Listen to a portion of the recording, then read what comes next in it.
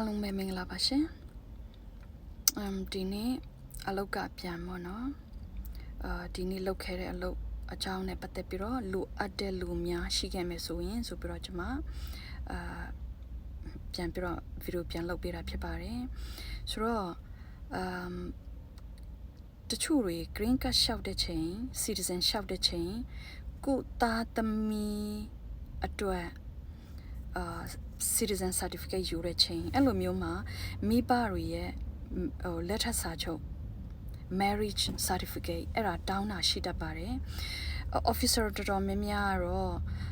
ကူဒီ refugee လို့ပြောလို့ရှိရင်သူတို့ကနားလည်ပေးတယ်ပေါ့နော် refugee ဒုက္ခသည်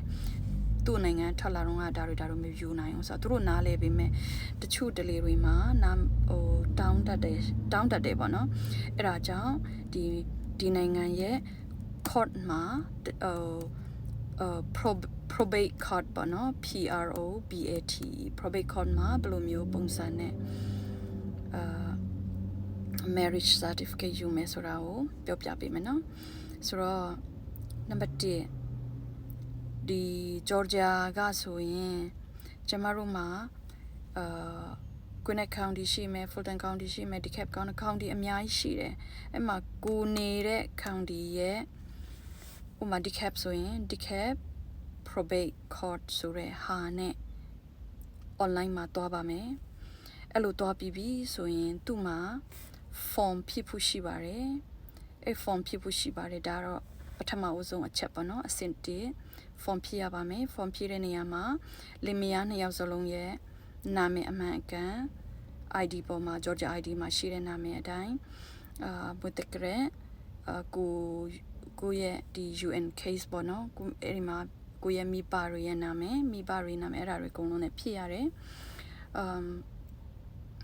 ပြီးလို့ရှိရင်ပြီးသွားပြီဆိုရင်တော့သူတို့ကform ဖြည့်ပြီးသွားပြီဆိုရင် unit ID လေးကိုသူတို့ပေးလာပါတယ်အဲ့ဒီ unit ID နဲ့တကွ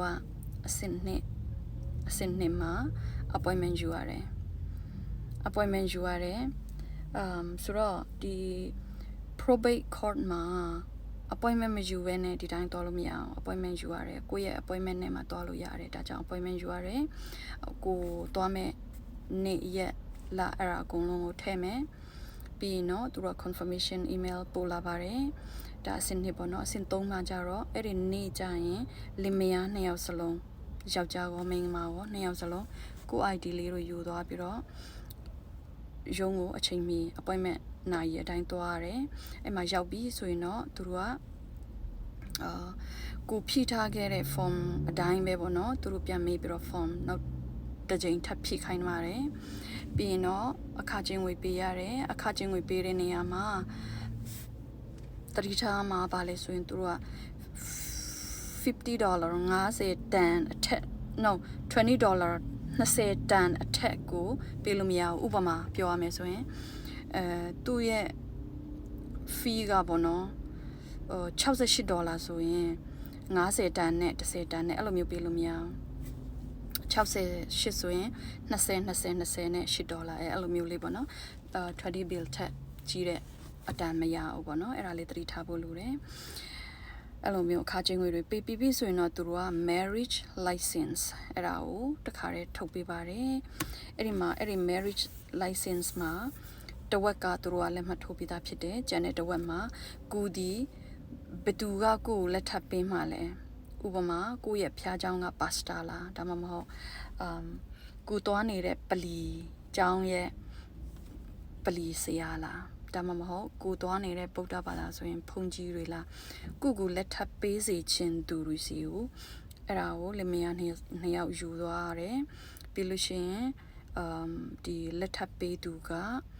ဒီလင်မယားရှိမှာသူတို့ကသူ information တွေထည့်ရတယ်ပေါ့နော်လက်မှတ်တွေထိုးရတယ်တစိမ့်တုံးတွေနှိပ်ရတယ်အဲ့ဒါပြီးဆိုရင်တော့အဲ့ဒီစာရွက်ကစောကျမတို့ပြောတယ်ကျမတို့ဒီ marriage license ထုတ်ပေးတဲ့နေရာကိုကျမတို့ကပြန်ပို့ပေးရပါတယ်ပြီးမှသူတို့ကအကုန်လုံးစစ်ဆေးပြီးတော့ marriage certificate ကိုအိမ်ကိုသူတို့ကပို့လာပေးတာဖြစ်ပါတယ်လို့เนาะအဲ့လိုအဆင့်သွားတာဖြစ်တယ်ပြောရင်တော့ကြာတယ်လို့ဖြစ်တယ်ဒါပေမဲ့တကယ်မှာတော့ form ဖြည့်တာတော့ဘာမှအသိမကြဘူးပေါ့နော်ဆိုတော့အဲ့ဒါကိုလိုအပ်တယ်လို့ရှိခဲ့မင်းဆိုရင်ဆိုပြီးတော့လာပြီးတော့